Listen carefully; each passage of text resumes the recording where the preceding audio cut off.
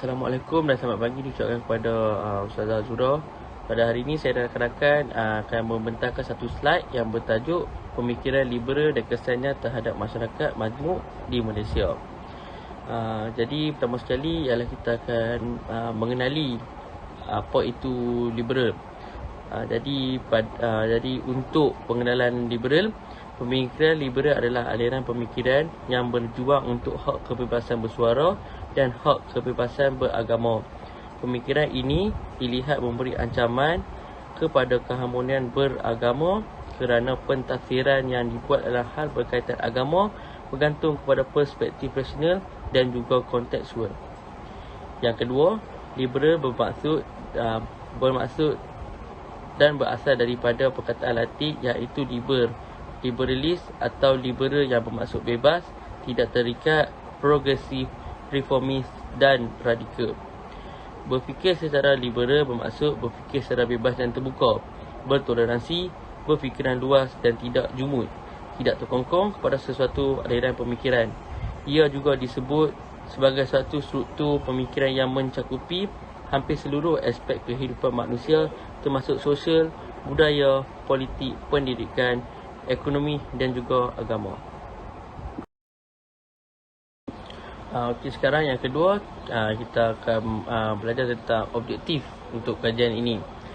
Terdapat 3 objektif yang kami dapati melalui kerja khusus ini. Yang pertama ialah mengkaji konsep dan sejarah perkembangan pemikiran liberal. Yang kedua ialah membincangkan kesan pemikiran liberal kepada masyarakat majmuk di Malaysia. Yang ketiga ialah menganalisis ciri pemikiran liberal. Untuk kajian literature buku, Liberal Islam A Source of Book. Untuk kajian literature jurnal, Falsafah Liberalisme di Malaysia. Untuk kajian literature YouTube, Kesan Pemikiran Liberalisme kepada Masyarakat. Untuk akhbar, Menyanggah Fahaman Liberalisme. Untuk website rasmi, Liberalisme dalam konteks asas pembinaan negara Malaysia. Untuk bahagian metodologi, kajian yang dilakukan adalah kajian kualitatif berkaitan sorotan literature. Metod pengumpulan data menggunakan metod dokumentasi dengan merujuk kepada sumber primer dan sekunder. Sumber primer adalah karya-karya daripada sarjana Islam Barat. Sumber sekunder pula terdiri daripada karya akademik sarjana semasa yang merangkumi penulisan buku, jurnal, akhbar dan laman sesawang. Kesemua maklumat yang diperoleh daripada sumber primer dan sekunder adalah berkaitan liberalisme di agama. Keseluruhan data dikumpulkan menggunakan kaedah tekstual. Kaedah tekstual membolehkan pengkaji menyatakan dan membuat pentafsiran diri berdasarkan sumber maklumat yang diperoleh. Analisis data pula dilakukan dengan menggunakan pendekatan deskriptif. Okey, Assalamualaikum dan selamat pagi. Nama saya Muhammad Haikal bin Zamrul Anwar dan saya akan bincangkan berkenaan analisa dan pembincangan pemikiran liberal dan kesannya terhadap masyarakat majmuk di Malaysia. Okey, poin yang pertama, kebebasan individu. Pemikiran liberal adalah satu pandangan atau pendekatan yang menekankan pada kebebasan individu, hak asasi manusia, pluralisme dan keterbukaan dalam hal politik, ekonomi dan sosial. Pemikiran liberal menekankan pentingnya kebebasan individu termasuk kebebasan berbicara, beragama dan berpendapat.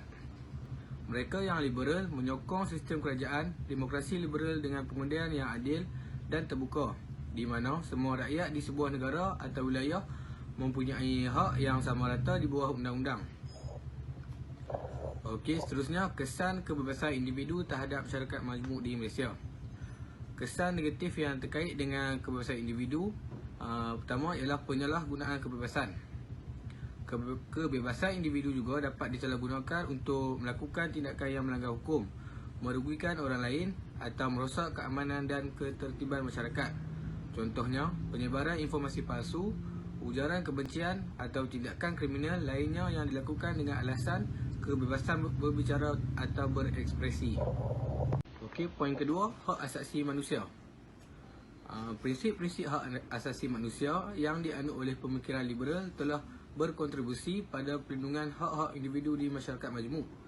Hal ini termasuk perlindungan terhadap diskriminasi, penindasan dan penyalahgunaan kekuasaan. Pemikiran liberal telah mempromosikan keadilan dan kesetaraan di antara semua kelompok masyarakat, tetapi juga memicu perdebatan tentang bagaimana hak-hak individu harus dibatasi ketika bertentangan dengan nilai-nilai tradisional atau agama tertentu. Berikut adalah beberapa kesan hak asasi manusia dalam masyarakat Malaysia. Yang pertama, akses keadilan dan perlindungan hukum. Hak asasi manusia memastikan setiap individu memiliki hak untuk mendapatkan akses keadilan yang adil dan perlindungan hukum yang setara. Ini mencakup hak mendapatkan pendidikan, pekerjaan, perumahan dan pelayanan kesihatan yang layak. Hak-hak ini berperanan penting dalam mengurangi kesenjangan sosial dan mencapai keadilan sosial di masyarakat Malaysia. Meskipun hak asasi manusia memiliki dampak positif dalam masyarakat, masih ada tantangan dalam implementasinya. Beberapa tantangan tersebut termasuk perluasan ruang kebebasan berekspresi, penegakan hukum yang adil dan penanggungan diskriminasi yang masih ada. Dalam konteks masyarakat majmuk, penting untuk menjaga keseimbangan antara hak-hak individu dan kepentingan kolektif guna untuk mencapai harmoni. Okey, seterusnya saya serahkan kepada Muhammad Mukris. Assalamualaikum warahmatullahi wabarakatuh. Nama saya Muhammad Mukris bin Abu Bakar. Saya akan meneruskan poin seterusnya, iaitu pluralism. Pemikiran liberal mendorong pengakuan dan penghormatan terhadap perbezaan dalam masyarakat majmuk dalam konteks masyarakat Malaysia. Pemikiran liberal telah berperan dalam memperkuatkan toleransi antara kelompok etnis dan agama yang berbeza. Kesan di kalangan masyarakat Malaysia. Pemahaman dan toleransi antara agama. Pluralisme memainkan peranan penting dalam mempromosikan pemahaman dan toleransi antara berbagai agama di Malaysia. Masyarakat yang memiliki kesedaran pluralis cenderung lebih terbuka terhadap perbezaan keyakinan dan menghormati kebebasan beragama setiap individu. Seterusnya, keanekaraan budaya dan bahasa. Pluralisme menghargai keanekaragaman budaya dan bahasa dalam masyarakat. Di Malaysia, keagamaan etnis, budaya dan bahasa menjadi ciri khas yang kuat, memungkinkan masyarakat untuk saling belajar dan memahami kebudayaan dan bahasa satu sama lain, menciptakan harmoni dalam kehidupan sehari-hari. Seterusnya, pemumpukan rasa persatuan. Dapat memperkuatkan rasa persatuan dalam masyarakat. Dalam masyarakat majmuk Malaysia, pluralisme mempromosikan nilai-nilai saling pengertian, kerjasama dan kesatuan di antara kelompok-kelompok yang berbeza. Untuk poin seterusnya ialah keterbukaan. Pemikiran liberal mendorong keterbukaan dalam berbagai aspek kehidupan, termasuk ekonomi, politik dan sosial. Pemikiran ini telah mendorong perubahan positif dalam hal akses dan kesempatan bagi semua warga negara Malaysia, tanpa memandang latar belakang mereka. Namun, dalam konteks ekonomi, ada kekhawatiran bahawa pendekatan liberal dapat meningkatkan kesenjangan ekonomi antara kelompok-kelompok dan dalam masyarakat majmuk. Kesannya, pertukaran budaya dan pengetahuan.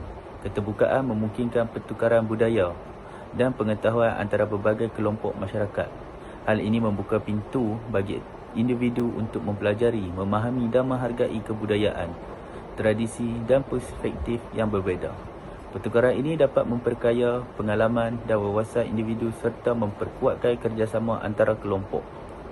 Seterusnya, peningkatan toleransi dan penerimaan.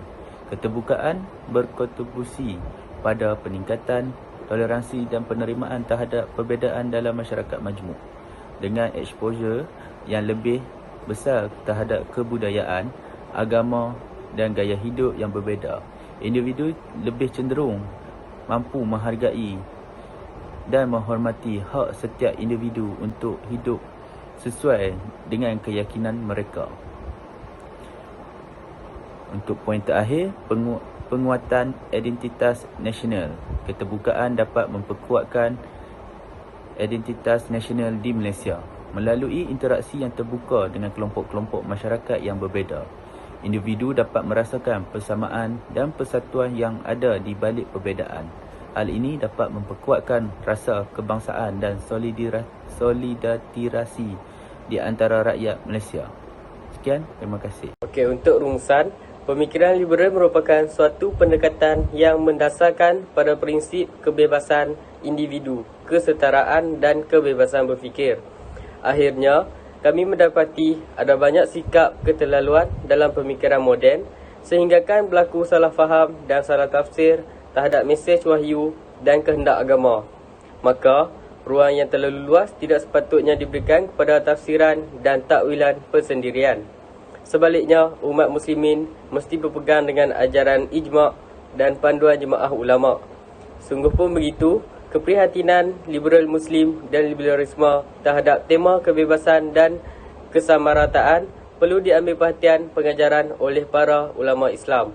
Cuma, penjelasan perlu terus dilakukan agar ketergelinciran akidah dan pemikiran boleh dilakukan.